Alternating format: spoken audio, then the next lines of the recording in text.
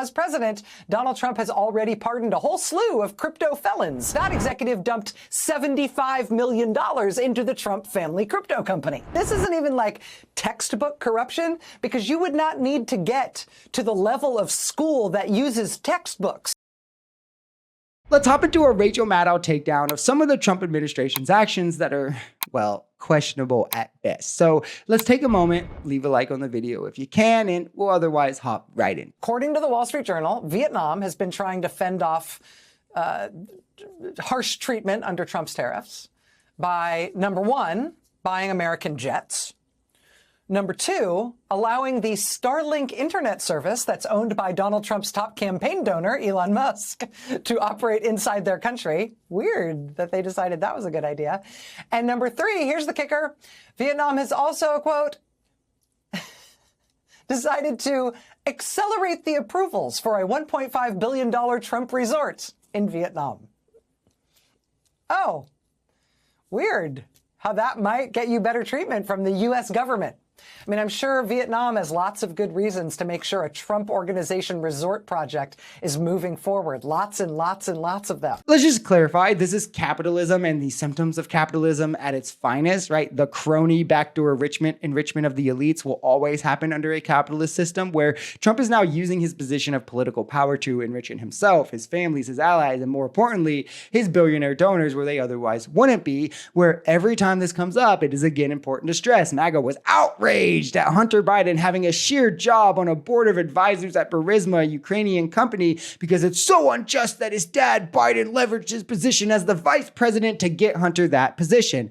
Despite Hunter not doing that, despite Joe Biden not doing that in any provable way, and Hunter having legitimate experience prior to qualify him working on a board of advisors under George Bush, mind you. But now when Trump does it for Elon, it's, well, for himself and Elon, it's, well, Elon and Trump are businessmen, so it's okay. Well, okay, Hunter was a board advisor. I'm glad that we could close that case.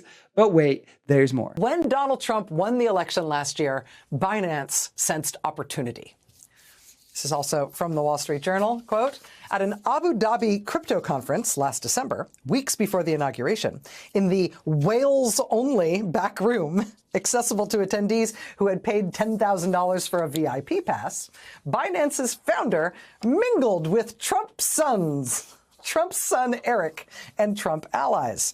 Eric was there to promote World Liberty, a crypto venture the Trump family had founded months earlier.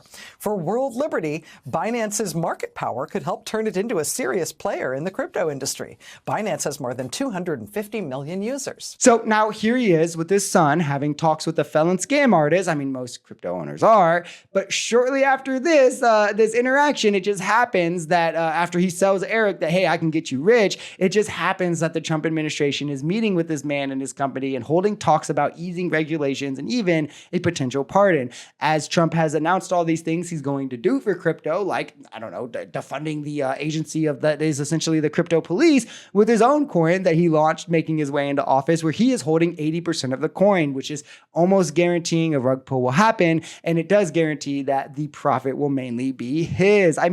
We knew Trump took billions from foreign governments his first time around, and now he's just more brazen and open about it. As president, Donald Trump has already pardoned a whole slew of crypto felons, and his Justice Department has just disbanded its crypto policing unit. And also because Trump's SEC halted an investigation of another crypto executive after that executive dumped $75 million into the Trump family crypto company.